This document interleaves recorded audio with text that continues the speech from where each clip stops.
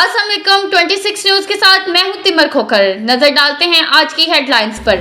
Pakistani counsellor حشام احمد نے کہا جنگ کبھی منصوبے کے مطابق نہیں چلتی۔ جنیوا میں جنرل اسمبلی کی فرسٹ کمیٹی کے اجلاس میں پاکستانی کونسلر نے بھارت کو جواب دیتے ہوئے کہا کہ ایٹمی طاقتوں کے درمیان توازن باہمی ذمہ داری، تحمل اور رابطے پر قائم ہے۔ بھارت کی نئی عسکری حکمت عملی اس توازن کو ختم کرنے کا ارادہ ظاہر کرتی ہے۔ پاکستانی نمائندہ نے کہا کہ بھارت سمجھتا ہے جوہری ملک پر روایتی حملہ کر کے خطرے سے بچ نکلے گا۔ پاکستانی کونسلر نے کہا جنگ کبھی منصوبے کے مطابق نہیں چلتی۔ بھارت نے 7 مئی کو بلا اشتعال حملہ کیا جس سے خطہ بحران میں چلا گیا۔ ان کا کہنا تھا کہ 7 طیارے مار گرائے تو بھارت نے ثالثی کے ذریعے جنگ بندی کی درخواست کی۔ ٹرمپ اور دیگر ملکوں نے ثالثی کرائی، بھارت آج تک اس کا اعتراف نہیں کرتا۔ انہوں نے کہا کہ خطے میں امن کے لیے بھارت جھوٹا بیانیہ چھوڑ کر سنجیدہ مذاکرات کی طرف آئے۔ پاکستان امن استحکام چاہتا ہے تاہم اپنی خود مختاری اور دفاع کے لیے پرعزم ہے۔ امن کا راستہ بیانات یا پروپیگنڈے میں نہیں بلکہ مذاکرات اور باہمی احترام میں ہے۔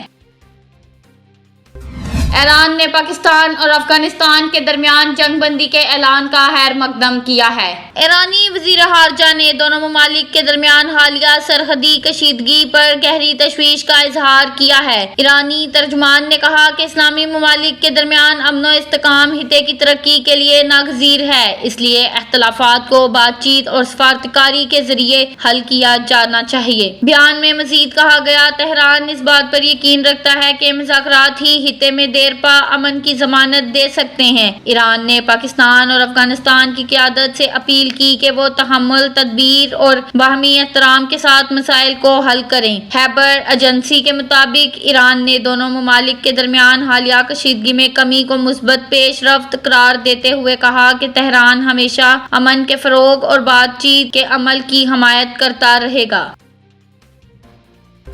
مولانا فضل الرحمان نے کہا پارلیمنٹ کی اہمیت ختم ہو چکی، اسلام آباد جانے کی تیاری کریں۔ ڈی.آئی خان میں مولانا فضل الرحمان نے اسلام آباد کی جانب مارچ کا عندیہ دیتے ہوئے کہا کہ سی پیک روٹ آپ کے لیے ہے، اسلام آباد جانے کی تیاری کریں۔ مفتی محمود کانفرنس سے خطاب کرتے ہوئے انہوں نے کہا کہ پارلیمنٹ کی اہمیت اب کم ہو چکی ہے، ہم عوام کی جمہوریت کے قائل ہیں اور چوری کا مینڈیٹ قبول نہیں کریں گے۔ انہوں نے کہا کہ 2024 کا الیکشن مکمل طور پر دھاندلی زدہ تھا، عوام کے ووٹ کا حق چھینا گیا، جبکہ 2018 کے الیکشن میں بھی مینڈیٹ چوری ہوا تھا جسے ہم نے کبھی تسلیم نہیں کیا۔ مولانا فضل الرحمان نے کہا کہ ہم جمہوریت کی سیاست کرتے ہیں، ہماری سیاست گالم گلوچ اور بدتمیزی کی نہیں ہوگی۔ انہوں نے فلسطین میں جاری مظالم پر بھی شدید اظہار افسوس کیا اور کہا فلسطینیوں پر ظلم ڈھائے گئے، انہیں بھوکا مارا گیا۔ قائد اعظم محمد علی جناح نے اسرائیل کے قیام کو ناجائز ریاست قرار دیا تھا، ہم آج بھی اسی موقف پر قائم ہیں۔